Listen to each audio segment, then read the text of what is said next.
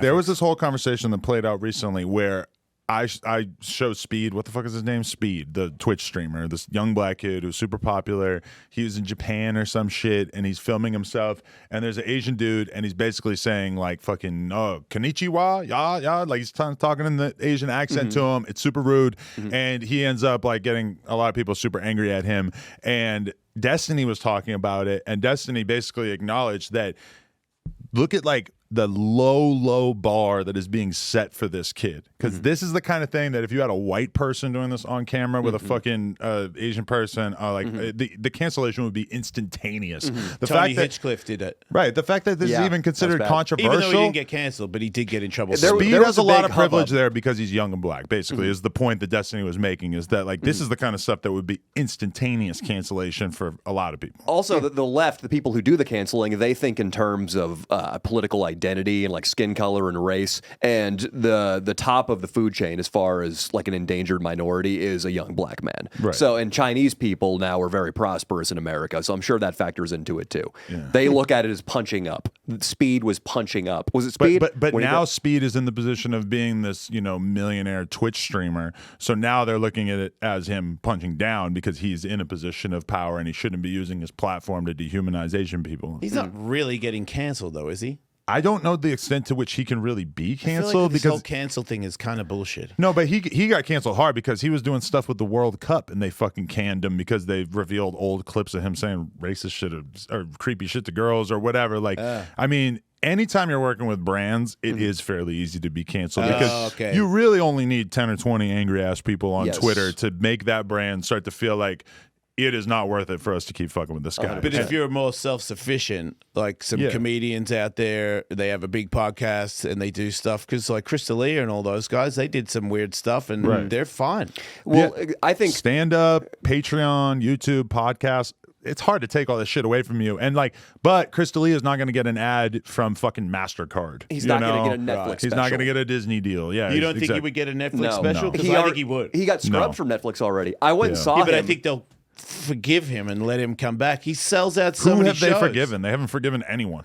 Mel Gibson. They forgave Mel Gibson. Yeah. Different time. He's in like 17 movies this year. Name a comedian who has been canceled and then was basically welcomed back into the woke ecosystem of Netflix. Kevin Hart. You name it. I'm asking you. Kevin Hart. Canceled. What was he canceled for doing for saying homophobic stuff. That's nothing. Sexual abuse is a different thing. What's the guy that jerked off on people? What has he done? He hasn't been on Netflix. He just does his own shows.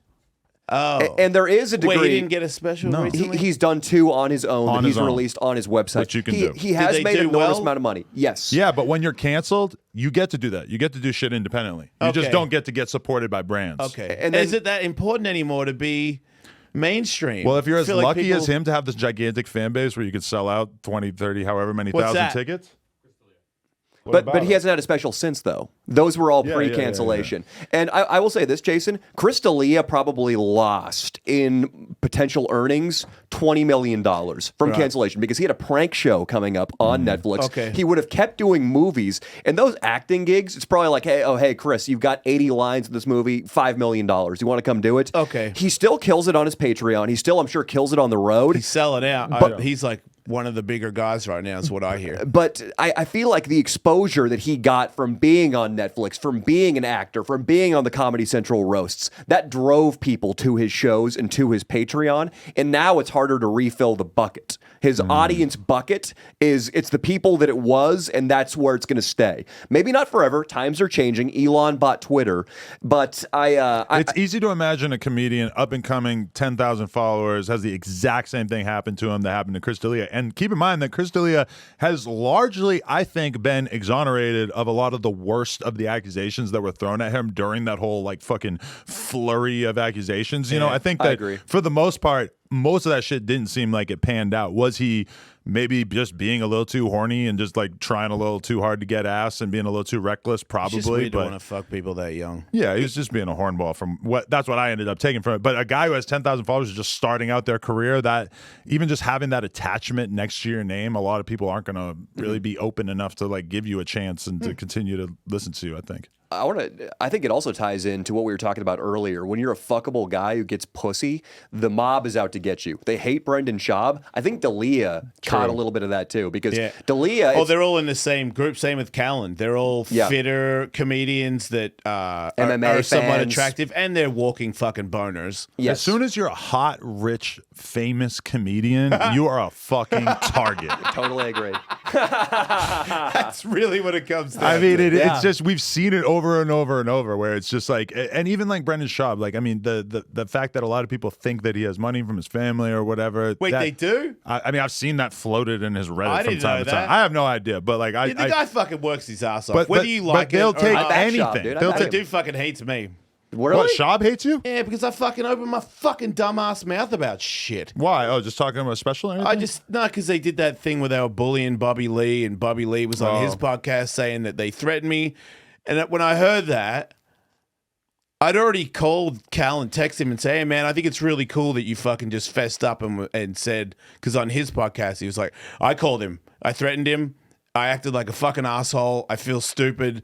I lost my control and I apologized. And I was like, man, that was really cool of you to do that, especially on your show. But then I heard that it was like a threat of violence. And I'm like, wait, you threatened Bobby Lee with violence? Where did you say that? Once you heard that, where did you voice this publicly? I did a show with a friend that's good friends with them, and I said it in the green room. And now that guy doesn't talk to me, and all those guys unfollowed me on social media. And I was like, oh. The whole little Brendan Schaub mafia, all his boys? I don't want to. Yeah, sure. Damn. I don't blame him. If you're not going to be 100% in support of them, I just feel like that was a I just want out. I just don't want to be in a group where people do that. This has been a clip from my new podcast, Sledge Lords with Danny Mullen. We're dropping a new episode every week, so either hit the link in the description or search up the Adam 22 channel on YouTube. Appreciate you guys.